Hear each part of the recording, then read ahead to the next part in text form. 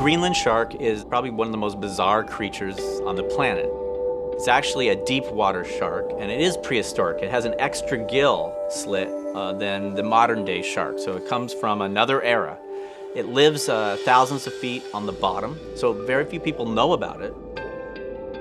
The scientists tell you that it's probably one of the largest populations of sharks on the planet because there's no real commercial fishery on it, and they live so deep so nobody really comes in contact with it.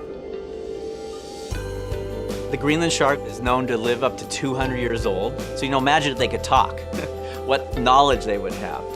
The other bizarre thing is there's these parasitic worms that actually somehow find the shark in the water column, they grab onto the tail, and then like Mount Everest, they hike up and down these scales, all the way up to the eyeball of the shark, and then they latch onto it, and then they spend their entire lives on the eye, and they feed off the tissue of the eye. This renders the shark blind.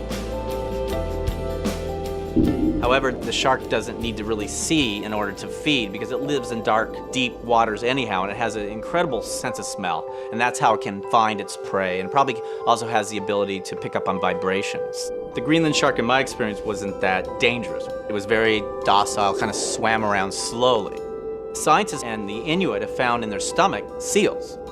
So there's this idea that they somehow can hunt a seal. Their mouths are more like a nurse shark. The teeth are made for crunching bottom creatures.